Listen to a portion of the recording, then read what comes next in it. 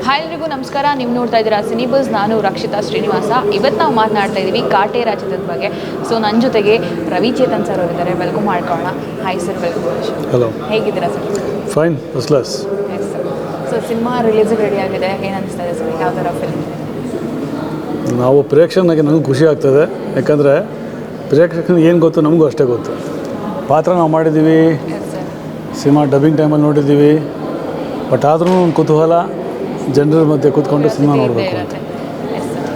Sir, ಎಷ್ಟು ಹೆಮ್ಮೆ ಅನಿಸುತ್ತೆ, ಲೈಕ್ 100ಕ್ಕೂ ಹೆಚ್ಚು ಸಿನಿಮಾಗಳನ್ನ ನಡೆಸಿದ್ದೀರಾ, 150 ಸಿನಿಮಾ ಮೇಲೆ ಆಗಿದೆ. 150 ಸಿನಿಮಾ ಮಾಡಿದ್ದೀರಾ ಸರ್. ಸೊ ನಮಗೆ ಎಷ್ಟು ಖುಷಿ ಆಗುತ್ತೆ ಸರ್. ನಿಮಗೆ ಹೆಂಗೆ ಅನಿಸುತ್ತೆ ಸರ್?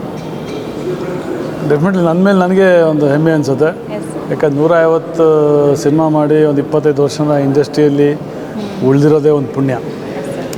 ಅದರಲ್ಲೂ ದರ್ಶನ್ ಸರ್ ಜೊತೆ ಒಂದು 20 ಸಿನಿಮಾ ಮಾಡಿದ್ದೀನಿ, ಅದು ನನ್ನ ಪುಣ್ಯ. ಎಲ್ಲ ಥರ ಪಾತ್ರ ಮಾಡ್ಕೊಂಬಂದಿದ್ದೀನಿ, ಎಸ್ ಸರ್.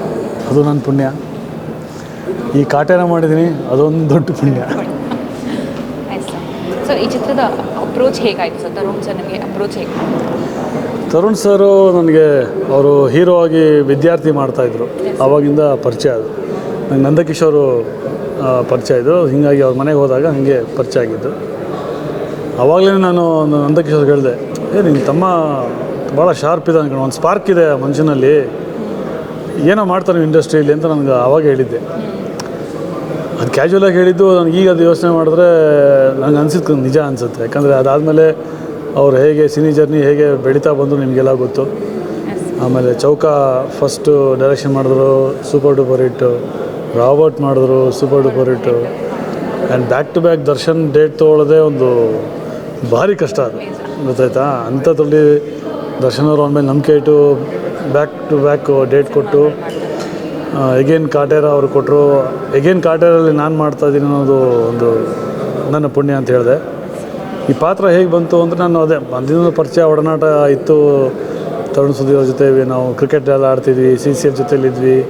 ಸೊ ಹೀಗೆ ಒಡನಾಟ ಜಾಸ್ತಿ ಇತ್ತು. ಒಟ್ಟಿಗೆ ಆ್ಯಕ್ಟ್ ಮಾಡಿದ್ವಿ. ಹೊಂಗನಸು ಅಂತ ಪ್ರೇಮ್ ಅವ್ರ ಹೀರೋ ಆಗಿದ್ದರು, ನೆನಪಿರಲಿ ಪ್ರೇಮ್ ಅವರು. ಸೊ ಅದ್ರಲ್ಲಿ ನಾವು ಇಬ್ಬರು ಒಂದು ಪಾತ್ರ ಮಾಡಿದ್ವಿ. ಹೀಗೆ ಆ್ಯಕ್ಟಿಂಗು ಜೊತೆಗೆ ಮಾಡಿದ್ವಿ, ಕ್ರಿಕೆಟ್ ಜೊತೆಗೆ ಮಾಡಿದ್ವಿ. ಸೊ ಒಡನಾಟ ಚೆನ್ನಾಗಿತ್ತು. ಆಮೇಲೆ ಅವ್ರ ಕ್ಯಾಪ್ಟನ್ಶಿಪ್ ಚೆನ್ನಾಗಿತ್ತು, ಕ್ರಿಕೆಟಲ್ಲೂ ಅಷ್ಟೇ, ಸಿನಿಮಾದಲ್ಲೂ ಅಷ್ಟೇ. ಸೊ ನಾನು ಕೇಳಿದಾಗ ಒಂದು ಪಾತ್ರ ಅಂತ ಕೇಳಿದಾಗ ಅವ್ರು ಹೇಳಿದ್ದು ಒಂದೇ, ಇನ್ಸ್ಪೆಕ್ಟ್ರೂ ಇದೆ, ಒಂದು ಮಾರ ಅಂತ ಹೇಳಿರಲಿಲ್ಲ, ಒಂದು ನೆಗೆಟಿವ್ ಶೇಡ್ ಪಾತ್ರ ಇದೆ, ಯಾವ್ದು ಮಾಡ್ತೀರಾ ನೋಡಿ.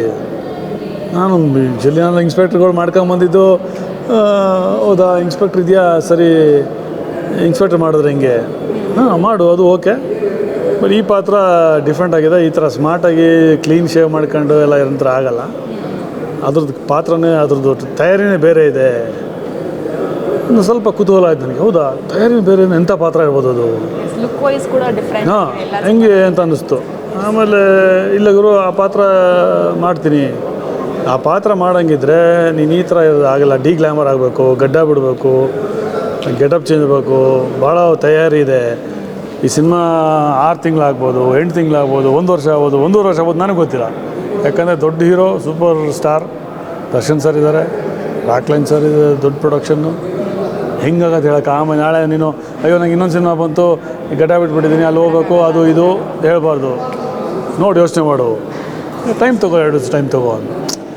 ನಾನು ಆವಾಗಲೇ ಹೇಳ್ಬೋದಿತ್ತು ಮಾಡ್ತೀನಿ ಅಂತ. ಬಟ್ ಅದು ಆಯಿತು, 2 ದಿವಸ ಬಿಟ್ಟು ಹೇಳ್ತೀನಿ ಅಂತಂದೆ. ಬೇರೆ ಯಾದರೂ ಒಪ್ಕೊತಿದ್ರು ಏನೋ. ಬಟ್ ನನಗೂ ಕಮಿಟ್ಮೆಂಟ್ಸ್ ಅಂತ ಇರ್ತಾವಲ್ಲ, 1 ವರ್ಷ ಒಂದೇ ಸಿನಿಮಾ ಅಂದರೆ ಹೆಂಗೆ, ಬೇರೆ ಸಿನಿಮಾಗಳು ಹೆಂಗೆ ಬಂದರೆ ಹೆಂಗಪ್ಪ, ಒಂದು ಯೋಚನೆ ಇತ್ತು.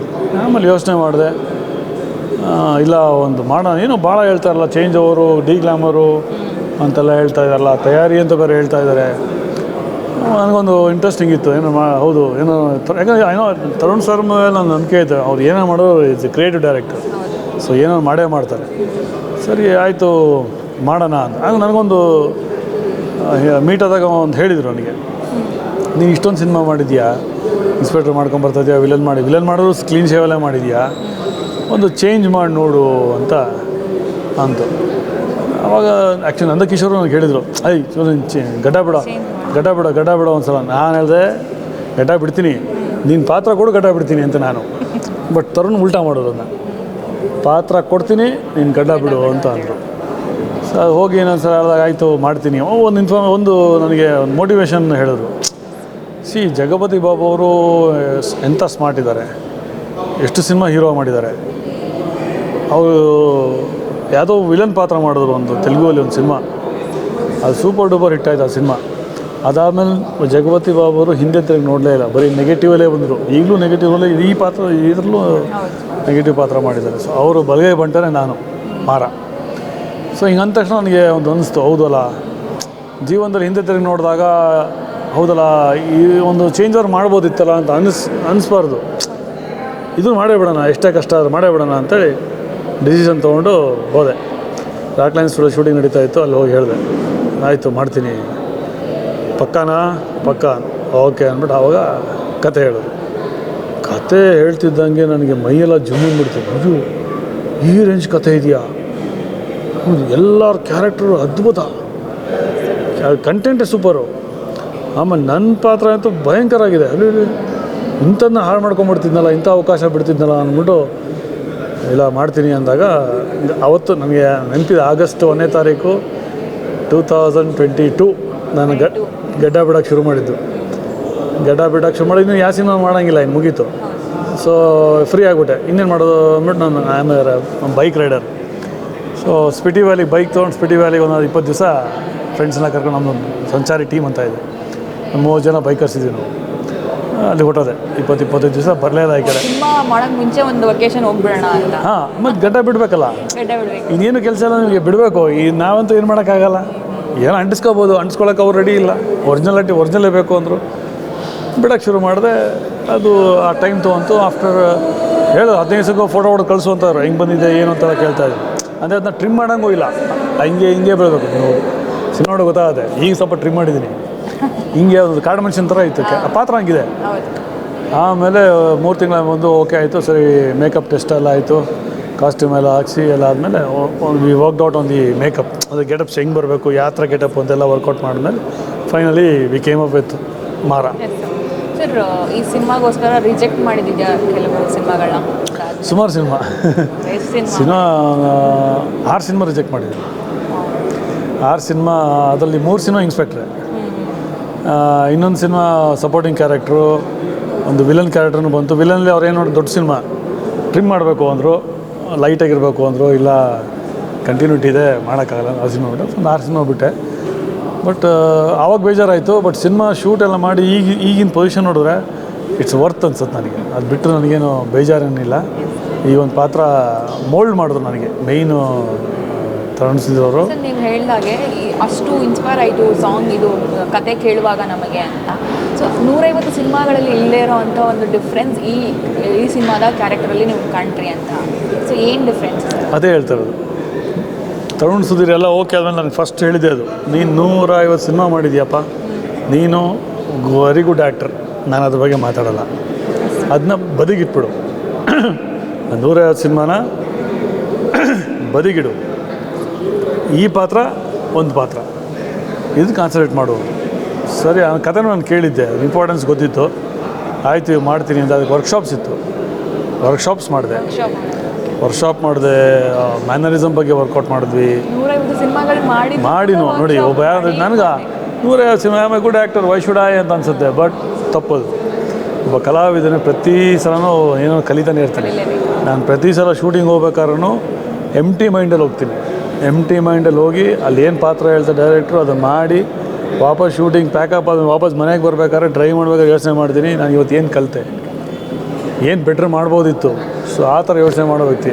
I am a director artist. So whenever I go to any director I surrender myself. ಅವ್ರು ಏನು ಹೇಳ್ತಾರೆ, ಯಾಕಂದರೆ ಅವರು ವಿಜುವಲೈಸ್ ನೋಡ್ಬಿಟ್ಟಿರ್ತಾರೆ ಪಾತ್ರನ. So we have to just follow.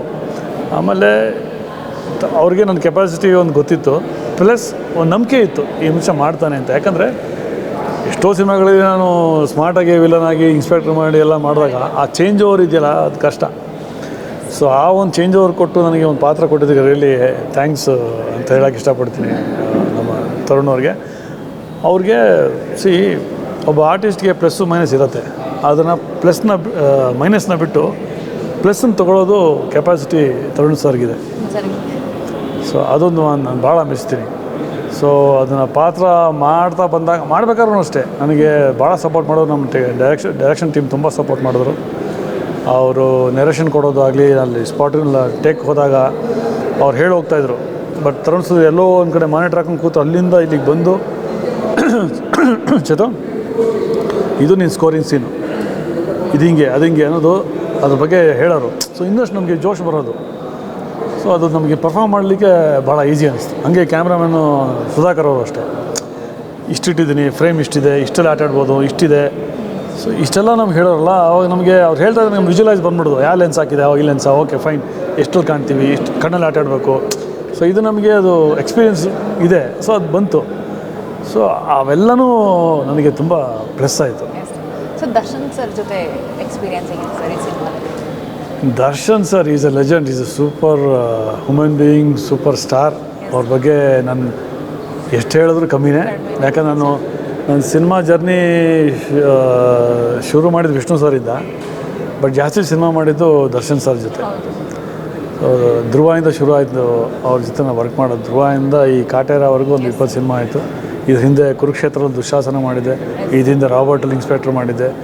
So ಸುಮಾರು ಸಿನಿಮಾ ಅವ್ರ ಜೊತೆ ನಾನು ಮಾಡ್ಕೊಂಬಂದೆ. Moreover as a super star is a friend actually, well wisher. ಅಂಥ ಸ್ಟಾರು ಅಂತ ನಾವು ಯಾವತ್ತೂ ಅವರು ಹೇಳ್ಕೊಂಡಿಲ್ಲ, ತೋರಿಸ್ಕೊಳ್ಳಲ್ಲ, ಏನಿಲ್ಲ. ಜೊತೆಗೆ ಊಟ ಮಾಡ್ತೀವಿ, ಜೊತೆಗೆ ಓಡಾಡ್ತೀವಿ, ಆ ಒಂದು ಒಡನಾಟ ಇದೆ. And he cares a lot for the artist. Supporting ಆರ್ಟಿಸ್ಟ್ಗೆ ಭಾಳ ಕೇರ್ ಮಾಡ್ತಾರೆ. ಏನಾದ್ರು ಇಂಜುರೀಸ್ ಆಗಲಿ, ಮತ್ತೊಂದಾಗಲಿ. ಈ ಸಿನಿಮಾಲೇ ನನಗೆ ಇಂಜುರಿ ಆಯಿತು ಒಂದು ಫೈಟಲ್ಲಿ. ಎತ್ತಿನ ಬಂಡಿ ಆ್ಯಕ್ಸಿಲ್ ಬಂದು ನನ್ನ ಕಾಲ ಮೇಲೆ ಬಿತ್ತು ಫೈಟಲ್ಲಿ. ಬ್ಲಡ್ ಎಲ್ಲ ಕ್ಲಾಟ್ ಆಯಿತು. 15 ಸರ್ ರೆಸ್ಟ್ ಕೊಟ್ಟರು. ಅವಾಗ ಶೂಟ್ ಮಾಡ್ಬೇಕಾದ್ರೆ ದರ್ಶನ್ ಸರ್ ಬಂದು ವಿಚಾರಿಸ್ಕೊಂಡ್ರು.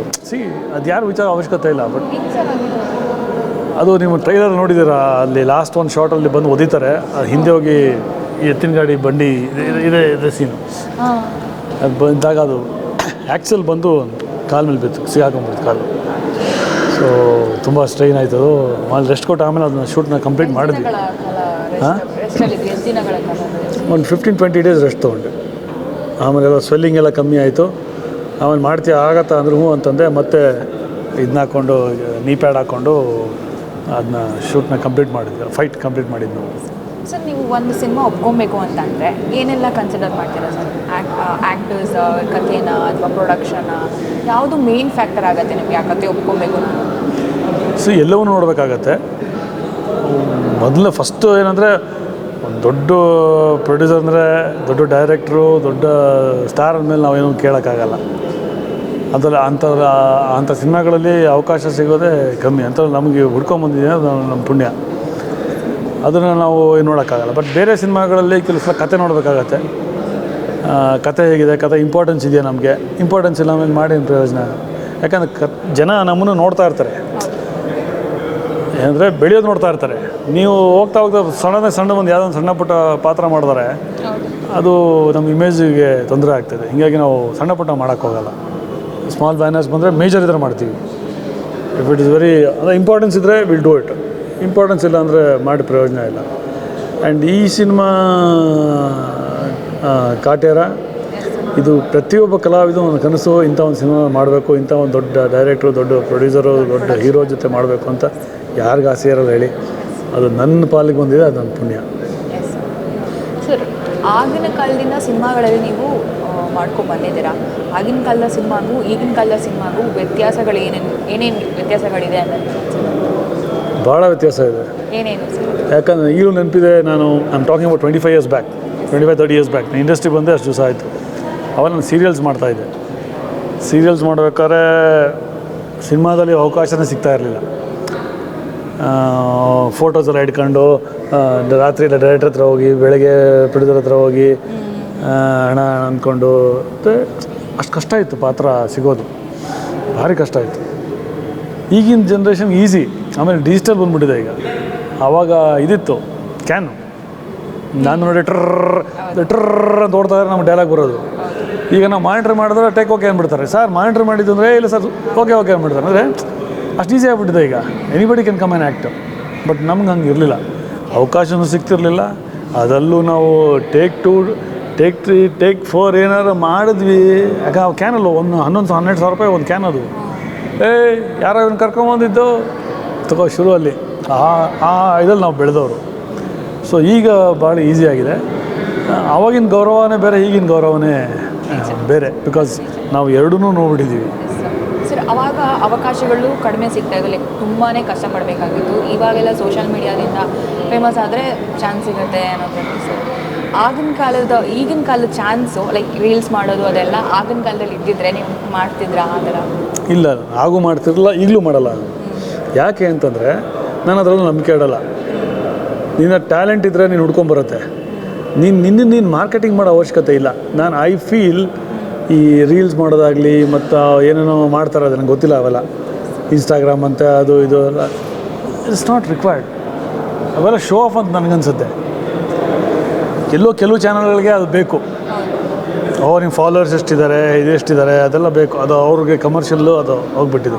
ಬಟ್ ಆ್ಯಸ್ ಅನ್ ಆ್ಯಕ್ಟರ್ ನಿನ್ನಲ್ಲಿ ಕೆಪಾಸಿಟಿ ಇದೆಯಾ, ನಿಂಗೆ ಅವಕಾಶ ಹುಡ್ಕೊಂಬರುತ್ತೆ. ಜನ ನಿನ್ಗೆ ಇಷ್ಟಪಡ್ತಾರೆ. ನಾನು ಅದಕ್ಕೆ ಇವತ್ತರೆಗೂ ರೀಲ್ಸ್ ಆಗಲಿ, ಅದಾಗಲಿ, ಪೇಪರ್ ಪಬ್ಲಿಸಿಟಿ ಆಗಲಿ, ಇದಾಗಲಿ, ನಾನೇನು ಮಾರ್ಕೆಟಿಂಗ್ ಮಾಡ್ಕೊಳ್ಳೋದಾಗಲಿ ಒಂದು ಪ್ಲ್ಯಾಟ್ಫಾರ್ಮ್ ಆಗಿಬಿಟ್ಟಿದೆ ಸರ್ ಆಲ್ರೆಡಿ. ಅಲ್ಲಿಂದ ಕಲಾವಿದರು ನನಗದು ಬೇಕಿಲ್ಲ. ನಾನು ದಾಟ್ಬಿಟ್ಟಿದ್ದೀನಿ. ಈಗಿನ ಯಂಗ್ಸ್ಟರ್ಸ್ಗೆ ಅವೆಲ್ಲ ಬೇಕು, ಗುರುತಿಸ್ಕೊಳ್ಳೋಕ್ಕೆ ಬೇಕು. ನಾನು ಗುರುತಿಸ್ಕೋ ಅವಶ್ಯಕತೆ ಇರಲ್ಲ. ನಂಗೆ ದೇವ್ರ ದಯದಿಂದ 150 ಸಿನಿಮಾ ಮಾಡಿದ್ದೀನಿ. ಇದ್ದಿದ್ರೆ ಮಾಡ್ತಿದ್ರಾ ಅಂತ ಕೇಳಿದ್ರೆ ಅವಾಗ ಮಾಡ್ತಿರಲಿಲ್ಲ. ನಾನು ಹೇಳಿದ್ನಲ್ಲ, ಮಾಡ್ತಿರಲಿಲ್ಲ. ಯಾಕಂದರೆ you have to prove yourself as an actor. ಆ ರೀಲ್ಸ್ ಮಾಡಿದ್ರೆ ಇಟ್ಸ್ ಆಫ್ ನೋ ಯೂಸ್. ಸುಮ್ಮನೆ ಅದು ಹೇಳಿದ್ರೆ ಈ ಕಮರ್ಷಿಯಲ್ಗೆ ಅವೆಲ್ಲ ಬೇಕು. ಅವೆಲ್ಲ ಬೇಕಿರಲಿಲ್ಲ. ನಿಮ್ಗೆ ಏನು ನೋಡ್ತಾ ಇದ್ದಾರೆ ರಿಯಲ್ ನಿಮ್ಮ ಕೆಪಾಸಿಟಿ ಇದೆಯಾ, ಇವರು ಗುಡ್ ಆ್ಯಕ್ಟರ್ ನೋಡಿ ಮಾಡೋರು ಹೊರತು ಇವೆಲ್ಲ ನೋಡಿ ಮಾಡ್ತಿರಲಿಲ್ಲ. ಈಗ ಅದು ಕಮರ್ಷಿಯಲ್ ವೈಸ್ ಅವೆಲ್ಲ ಆ ಥರ ಆಗಿದೆ. ಬಟ್ ಹಿಂದೆ ಇವೆಲ್ಲ ಇರಲಿಲ್ಲ. ಕಾಲ ತಕ್ಕಂಥ ನಡಿಬೇಕಲ್ವಾ. ಸೊ ಅವಾಗ ಇರಲಿಲ್ಲ, ಹಂಗಾಯಿತು. ಈಗ ಇದೆ, ಅದು ಯುಟಿಲೈಸ್ ಮಾಡ್ಕೊತಾ ಇದ್ದಾರೆ. ಕೆಲವರು ಪ್ಲಸ್ ಆಗಿದೆ, ಕೆಲವರು ಮೈನಸ್ ಆಗಿದೆ. ಆಮೇಲೆ ನಾನು ಗುರುತಿಸ್ಕೊಳ್ಳೋ ಅವಶ್ಯಕತೆ ನನಗಿಲ್ಲ. ಯಾಕಂದರೆ ಆಲ್ರೆಡಿ ದೇವ್ರ ದಯದಿಂದ ಇಂಡಸ್ಟ್ರಿಯಲ್ಲಿ ರವಿಚೇತನ್ ಯಾರು ಅಂತ ಗೊತ್ತಿದೆ. So I proved my self. ನಿಮ್ಮ ಜರ್ನಿನ ಒಂದ್ಸಲ ಹಿಂತಿರುಗಿ ನೋಡಿದಾಗ ಹೌ ಸ್ಯಾಟಿಸ್ಫೈಡ್ ಆಗಿ ಸರ್? ಲೈಕ್ ಇನ್ನೂ ಏನೋ ಮಾಡಬೇಕಾಗಿತ್ತು ಅಂತ ಅನ್ಸುತ್ತಾ, ಅಥವಾ ಸಾಕು ನನ್ನ ಕೈಲಾದಷ್ಟು ನಾನು ಮಾಡಿದ್ದೀನಿ ಅನ್ನೋ ಸ್ಯಾಟಿಸ್ಫೈಡ್ ಇದೆಯಾ? ಸ್ಯಾಟಿಸ್ಫ್ಯಾಕ್ಷನ್ ಮಾಡಬೇಕನ್ನೋ ಛಲ ಈಗಲೂ ಇದೆ. ಆದರೆ ಅದು ಹಣೆ ಬರ ಅಷ್ಟೇ. ನಾನು 7-8 ಸಿನಿಮಾ ಹೀರೋ ಆಗು ಮಾಡಿದ್ದೀನಿ. ಬಟ್ ಹೀರೋ ಮಾಡಿದಾಗ ಕೈ ಹಿಡಿಲಿಲ್ಲ. ನನಗೆ ನೆಗೆಟಿವೇ ಕೈ ಹಿಡಿತು. ಯಾವಾಗ ನಾನು ಸಿರಿವಂತ ಮಾಡಿದೆ, ರಾಕ್ಲೈನ್ ಸರ್ ಪ್ರೊಡಕ್ಷನಲ್ಲೇ, ಅದರಲ್ಲಿ ಕೆಟ್ಟ ಮನೆ ಹಾಳು ಅಳಿಯ ಪಾತ್ರ ಮಾಡಿದೆ. ಅಲ್ಲಿಂದ ನೆಗೆಟಿವ್ ಶೇಡ್ ಶುರು ಆಯಿತು. ಸಿರಿವಂತ ಚೇತನನ್ನ ಶುರು ಮಾಡಿದ್ರು. ಅದಾದಮೇಲೆ ಸತ್ಯಾನಂದ್ ಅಂತ ಒಂದು ಸಿನಿಮಾ ಮಾಡಿದೆ, ಕಳ್ಸ್ವಾಮಿ ಪಾತ್ರ. ಸೊ ಅಲ್ಲಿ ನೆಗೆಟಿವ್ ಶುರು ಆಯಿತು. ಆಮೇಲೆ ದರ್ಶನ್ ಸರ್ ಜೊತೆ ಸುಮಾರು ಪಿಕ್ಚರ್ ನಾನು ನೆಗೆಟಿವ್ ರೋಲ್ ಮಾಡಿದ್ದೆ. ಸೊ ಅಲ್ಲಿ ಮಂಡ್ಯ ಇವೆಲ್ಲ ಭಾಳ ನನಗೆ ಬ್ರೇಕ್ ಕೊಡ್ತು ಸಿನಿಮಾ. ಸೊ ಅಲ್ಲಿಂದ ನನಗೆ ನೆಗೆಟಿವ್ ಇಮೇಜು ಶುರು ಆಯಿತು. So you can't go against wind. ನಿನ್ಗೆ ಏನು ಬರ್ತಾಯಿದೆ ಅವಕಾಶ ತೊಗೊತಾ ಇರಬೇಕು. ದೇವ್ರು ನಿಂಗೆ ಕೊಡ್ತಾ ಮೇಲೆ ತೊಗೊತಾ ಇರಬೇಕು. ಇಲ್ಲ ನಾನು CM ಆಗಬೇಕು, PM ಆಗಬೇಕು ಅಂದರೆ ಆಗಲ್ಲ. ನೀನು ML ಆಗಿದೆ, MLA ಆಗಿರೋ. ನೀನು ಹಣೆ ಬರೋದು CM PM ಆಗುತ್ತೆ, ಆಗ್ತದೆ. ಸೊ ಹಾಗೆ ಒಂದು ಪಾತ್ರ ಕೊಟ್ಟಿದ್ದೀನ, ಇಂಡಸ್ಟ್ರಿಯಲ್ಲಿ ಇದ್ದೀನ, ದಟ್ ಈಸ್ ವೆರಿ ಇಂಪಾರ್ಟೆಂಟ್. ಬೇಡಿಕೆಯಲ್ಲಿದೆಯಾ, that is very important. Respect ಕೊಡ್ತಾರಾ, ದಟ್ ಈಸ್ ವೆರಿ ಇಂಪಾರ್ಟೆಂಟ್. ಅವಕಾಶಗಳಿದಾವ, ದಟ್ ಈಸ್ ವೆರಿ ಇಂಪಾರ್ಟೆಂಟ್. ಇನ್ನೇನು ಬೇಕು ಒಬ್ಬ ಆರ್ಟಿಸ್ಟ್ಗೆ ಅಲ್ವಾ? ಸಾಕು. ದರ್ಶನ್ ಅವ್ರ ಜೊತೆ ನಾನು ಸ್ಟೇಜ್ ಮೇಲೂ ಹೇಳಿದ್ದೆ, ನನ್ನ ಉಸಿರಿರೋವರೆಗೂ ನಿಮ್ಮ ಜೊತೆ ಪಾತ್ರ ಮಾಡ್ಕೊಂಡಿರೋಕ್ಕೆ ಇಷ್ಟ ಅಂತ ನಾನು ಸ್ಟೇಜ್ ಮೇಲೆ ನಾನು ಮನೆ ಹುಬ್ಳಿಯಲ್ಲಿ ಹೇಳಿದೆ. ಸೊ ಅದು ಸತ್ಯ. ಸರ್, ದರ್ಶನ್ ಸರ್ ಜೊತೆ ಇಷ್ಟು ಸಿನಿಮಾಗಳು ಮಾಡ್ಕೊಂಬಂದಿರ ಒಂದು ಜರ್ನಿನೇ ಆಗಿದೆ ಅಂತಲೇ ಹೇಳ್ಬೋದು. ಸೊ ನೀವು ಹೇಳಿದ್ರಿ ಪ್ರತಿದಿನವೂ ನಾನು ಕಲಿತಾ ಇರ್ತೀನಿ ಅಂತ. ಸೊ ದರ್ಶನ್ ಸರಿನ ಏನು ಕಲಿತ್ರಿ ಇಷ್ಟು ಅವ್ರ ಈ ಜರ್ನಿಯಲ್ಲಿ, ಅವರ ನಿಮ್ಮ ಒಟ್ಟಿಗೆ journey? Sneha, main Sneha.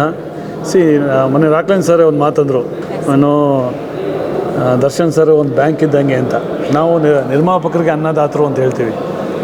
But Rockline sir ಅಂತ ದೊಡ್ಡ ನಿರ್ಮಾಪಕರು ಎಂತೆಂಥ ಸಿನಿಮಾ ಮಾಡಿದ್ದಾರೆ. ಎಲ್ಲ ಇಂಡಸ್ಟ್ರಿ, ಎಲ್ಲ ಭಾಷೆಗಳು ಸಿನಿಮಾ ಮಾಡಿದ್ದಾರೆ. ಬಜರಂಗಿ ಭಾಯಿಜಾನ್, ಬಾಲಿವುಡ್ ಸಲ್ಮಾನ್ ಖಾನ್ ಮಾಡಿದ್ದಾರೆ. ಎಂಥ ದೊಡ್ಡ ಪ್ರೊಡ್ಯೂಸರು ಅನ್ನದಾತ ಅಂತ ಅವ್ರಿಗಂದರೆ, ನಾನು ಹೇಳ್ತಾ ಇದ್ದೀನಿ ನಮ್ಮ ಕಲಾವಿದರಿಗೆ, ಟೆಕ್ನಿಷಿಯನ್ಸ್ಗೆ ನಿಜವಾಗ್ಲೂ ಒಬ್ಬ ಹೀರೋ ಅನ್ನದಾತ ಅಂತಂದರೆ ಅದು ದರ್ಶನ್ ಸರೇ. ಯಾಕೆ ಅಂದರೆ ಅವ್ರ ಜೊತೆ ಅವ್ರ ಹತ್ರ ಹೋದರೆ ಫಸ್ಟ್ ಅವರು ಹಾಕೋದೆ ಊಟ ಮಾಡಿದ್ಯಾ, ಫಸ್ಟ್ ಊಟ. ನೀನು ವೆಜ್ಜು ನಾನ್ ವೆಜ್ಜು ಎಲ್ಲ ರೆಡಿ ಇರುತ್ತೆ, ಊಟ ಮಾಡು. ಊಟ ಆದಮೇಲೆ ಮಿಕ್ಕಿದ ವಿಷಯ ಅಂದರೆ ಬಂದವ್ರಿಗೆ ಫಸ್ಟು ಹೊಟ್ಟೆ ತುಂಬ ಊಟ ಹಾಕ್ತಾರೆ. ನಮಗೆಲ್ಲೋ 2ನೇ ಅಂಬರೀಷ್ ಅಣ್ಣ ಥರ ಅನಿಸುತ್ತೆ. ಆಮೇಲೆ ಇವ್ರು ಎಲ್ಲೇ ಹೋದ್ರೂ ಅಲ್ಲಿ ಅಷ್ಟು ಅಭಿಮಾನಿಗಳು, ಫ್ಯಾನ್ ಫಾಲೋಯಿಂಗು, ಎಷ್ಟು ಮನೆಯಿಂದ ಊಟ ಬರುತ್ತೆ. ಬೇಡ ಅಂದರೆ ಊಟ ತಂದು ಕೊಡ್ತಾರೆ. ಅದು ಪ್ರೀತಿ. ಆಮೇಲೆ ಫ್ಯಾನ್ ಬೇಸ್ ಹಂಗಿದೆ. ಅವರಷ್ಟು ಫ್ಯಾನ್ ಬೇಸು ಇಡೀ ಕನ್ನಡ ಇಂಡಸ್ಟ್ರಿಲಿ ಯಾವ ಹೀರೋಗೂ ಇಲ್ಲ. ಅದಕ್ಕೆ ಏನು ಕಾರಣ ಇರ್ಬೋದು ಅಂತ ನಿಮ್ಗೆ? ಅದು ಹೇಳ್ತಿಲ್ಲ, ಸ್ನೇಹ, ಪ್ರೀತಿ, ವಿಶ್ವಾಸ, ಸಿಂಪ್ಲಿಸಿಟಿ ಇದೆಯಲ್ಲ, ಅದು ಎಲ್ಲೋ ನಾನು ಸ್ಟಾರು ಹಂಗೆ ಹಿಂಗೆ ಹೇಳ್ಕೊಳ್ಳೋದಲ್ಲ. ಎಲ್ಲ ಜೊತೆ ಸ್ನೇಹಜೀವಿ, ಎಲ್ಲ ಜೊತೆಗೆ ಮಾಡಿಸ್ತಾರೆ. ದೊಡ್ಡ ದೊಡ್ಡ ಕಲಾವಿದರಿಗೆ ಬೆಲೆ ಕೊಡ್ತಾರೆ. ಆ್ಯಂಡ್ ಜೊತೆಗೆ ಊಟ ಮಾಡ್ತೀವಿ ನಾವು. ಸಪ್ರೇಟಾಗಿ ಅವ್ರ ಕ್ಯಾರವನಲ್ಲಿ ಸಪ್ರೇಟಾಗಿ ಅಂದರೆ ನಾವು ಶೂಟಿಂಗಲ್ಲಿ ಇರ್ಬೇಕಾದ್ರೆ ಅವ್ರ ಕ್ಯಾರವಲ್ಲಿ ನಾನು ಊಟ ಮಾಡ್ತೀನಿ. ಅಲ್ಲಿ ಜಾಗ ಸಾಲಿಲ್ಲ, ಒಂದು ಆಚೆಗೆ ಚೇರ್ ಹಾಕ್ಬಿಟ್ಟು ಎಲ್ಲ ಆರ್ಟಿಸ್ಟ್ನ ಕೂರಿಸ್ತಾರೆ, ಎಲ್ಲ ಜೊತೆಗೆ ಊಟ ಮಾಡ್ತೀವಿ. ವೆರೈಟಿ ಆಫ್ ಐಟಮ್ ಬರುತ್ತೆ, ವೆರೈಟಿ ಆಫ್ ಫುಡ್, ಹೊಟ್ಟೆ ತುಂಬಿ ಅಷ್ಟು ಅಲ್ಲಿ ನಮ್ಮ ಡಯಟೇ ಮರ್ತು ಬಿಡ್ತೀವಿ. ಅವ್ರ ಜೊತೆ ಅಷ್ಟು ರುಚಿಯಾಗಿರುತ್ತೆ, ಅಷ್ಟು ಚೆನ್ನಾಗಿ ನಮ್ಮ ನೋಡ್ಕೊತಾರೆ. ಸೊ ಇವೆಲ್ಲ ನೋಡಿದಾಗ ಏನಿಸುತ್ತೆ ಅಂದರೆ ನಾವು ಅಷ್ಟೇ, ಪಬ್ಲಿಕ್ಕು ಅಷ್ಟೇ. ಆಮೇಲೆ ಪಬ್ಲಿಕ್ಕಲ್ಲಿ ಸರ್ ಆದರೂ ಇಷ್ಟು ಫಿಟ್ಟಾಗಿ ಹೆಂಗೆ ಸರ್ ಇರೋದು? ಹಾಂ ಆದರೂ ಇಷ್ಟು ಫಿಟ್ಟಾಗಿ ಹೆಂಗೆ ಸರ್, ನನ್ನ I am A shuttle player. So every day ನಾನು ಫ್ರೀ ಇದ್ದಾಗ ನಾನು ಎವ್ರಿ ಡೇ ಸಾಯಂಕಾಲ ಶಟ್ಲ್ ಆಡ್ತೀನಿ. ನಾನು ವಿಜಯನಗರ ಕ್ಲಬ್ಬಲ್ಲಿ ಆಡ್ತಾ ಇರ್ತೀನಿ. ಸೊ ಎಷ್ಟೋ ಟೂರ್ನಮೆಂಟ್ಸು ಗೆದ್ದಿದ್ದೀನಿ. ಸಿನಿಮಾ ಟೂರ್ನಮೆಂಟ್ಸು ಎಷ್ಟೋ ಗೆದ್ದಿದ್ದೀನಿ. ಮಲೇಷ್ಯಲ್ಲಿ ಹೋದಾಗ ಅಪ್ಪು ಸರ್ ಇದ್ದರು, ಅವಾಗೂ ಗೆದ್ದಿದ್ದೆ. So that is my fitness. ನಾನು ಶಟ್ಲ್ ಆಡ್ಕೊಂಡು ಬರ್ತಾಯಿದ್ದೀನಿ, ಕ್ರಿಕೆಟರ್ ಕೂಡ. ಸೊ ಸ್ಪೋರ್ಟ್ಸ್ ಆ್ಯಕ್ಟಿವಿಟೀಸ್ ನಾನು ಜಾಸ್ತಿ ಇರುತ್ತೆ. ಸೊ ಹೊಟ್ಟೆ ತುಂಬ ಊಟ ಮಾಡಲ್ಲ.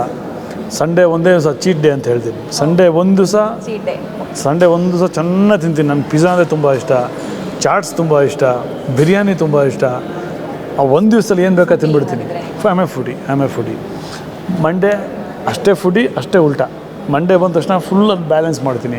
Every day I check my weight and have my food. So intake ಎಷ್ಟಾಗಿದೆ ನೋಡಿಕೊಂಡು ಕರಗಿಸ್ಬೇಕಾ. ಸರಿ, daily around 1200 calories I burn daily. ಬೆಳಗ್ಗೆ ವರ್ಕೌಟ್ ಮಾಡ್ತೀನಿ. ನಾನು ಎಲ್ಲೂ ಜಿಮ್ಗೆ ಹೋಗೋಲ್ಲ. ಮಾಡಿ ಮೇಲೆ ನಂದು ಪರ್ಸ್ನಲಾಗಿ ಮಾಡಿದ್ದೀನಿ. There I workout every day 8 o'clock to 9:30 I workout ಮಾಡಿ ಬಂದು ಫುಡ್ ಏನು ತೊಗೊಂಡು ಹಂಗೆ ತುಂಬ ಡಯಟು ಅವೆಲ್ಲ ಮಾಡಲ್ಲ. ಹಂಗಂತ ನಾನು ಹೊಟ್ಟೆ ತುಂಬ ಯಾವತ್ತೂ ಊಟನೂ ಮಾಡಲ್ಲ. ಹಾಫ್ ಸ್ಟಮಕಲ್ಲಿ ನಾನು ಊಟ ಮಾಡೋದು. Every 2 hours I eat something. So that is how I maintain my physique. ಒಟ್ಟಾರೆ ಕಾಟೇರ ಬಗ್ಗೆ ಏನು ಹೇಳೋದಕ್ಕೆ ಇಷ್ಟಪಡ್ತೀನಿ ಸರ್? ಕಾಟೇರ ಒಂದು ಹಿಸ್ಟ್ರಿ. ಈಗ ಹೇಗೆ ಸಂಗೊಳ್ಳಿ ರಾಯಣ್ಣ ಹಿಸ್ಟ್ರಿ ಮತ್ತೆ ಮಾಡೋಕ್ಕಾಗಲ್ಲ, ಕುರುಕ್ಷೇತ್ರ ಮತ್ತೆ ಮಾಡೋಕ್ಕಾಗಲ್ಲ, ಅದೇ ಥರ ಕಾಟೇರ ಮತ್ತೆ ಈ ಸಿನಿಮಾ ಇನ್ನೂ ಸಲ ಮಾಡೋಕ್ಕಾಗಲ್ಲ. ಯಾಕಂದರೆ ಕಂಟೆಂಟ್ ಹಂಗಿದೆ. ಇದು ರೈತರ ಸಿನಿಮಾ. ಸೊ ಹೀಗಾಗಿ ನಾವು ಯಾವಾಗಲೂ ನಮ್ಮ ಸೈನಿಕರಿಗೆ ಬಂದರೆ ಹೆಂಗೆ ಎದ್ದು ನಿಂತು ಸೆಲ್ಯೂಟ್ ಹೊಡಿತೀವಿ. ಬಟ್ ಈ ಸಿನಿಮಾದಲ್ಲಿ ರೈತರು ಬಂದರೆ ಎದ್ದು ನಿಂತು ಸೆಲ್ಯೂಟ್ ಹೊಡಿಯೋವಂಥ ಸಿನಿಮಾ ಇದು. ಸೊ ದರ್ಶನ್ ಸರ್ನ ಇಷ್ಟು ಸಿನಿಮಾಗಳಲ್ಲಿ ಏನು ನೋಡಿದ್ದೀರಾ, ಈ ಸಿನಿಮಾದಲ್ಲಿ ಅವ್ರನ್ನ ಸಿನಿಮಾ ನೋಡೋದು ಭಾಳ ಹತ್ರ ಆಗ್ತೀರಾ. ಅದಕ್ಕೆ ಅವ್ರ ಮೇಲೆ ಅಭಿಮಾನ ಜಾಸ್ತಿ ಆಗುತ್ತೆ, ಪ್ರೀತಿ ಜಾಸ್ತಿ ಆಗುತ್ತೆ. ಸೊ ದರ್ಶನ್ ಅಂತ ಅಂದರೆ ಒಬ್ಬ ರೈತ ಅಂತಂದರೆ ನೀವು ದರ್ಶನ್ ನೋಡ್ತೀರ. ಅದು ಈ ಸಿನಿಮಾ ನೆನಪಾಗುವಂಥ ಸಿನಿಮಾ. ರೈತ ಅಂದರೆ ದರ್ಶನ್ ಸರ್ ನೆನಪು ಮಾಡಿಸೋವಂಥ ಸಿನಿಮಾ ಅಂತ ಹೇಳಿ. So thank you so much ಇಷ್ಟು ಕೂತು ನಮ್ಮ ಜೊತೆಗೆ ಸಿನಿಮಾದ ಬಗ್ಗೆ ಹಂಚ್ಕೊಳ್ಳೋದಕ್ಕೆ. All the very best. Thank you.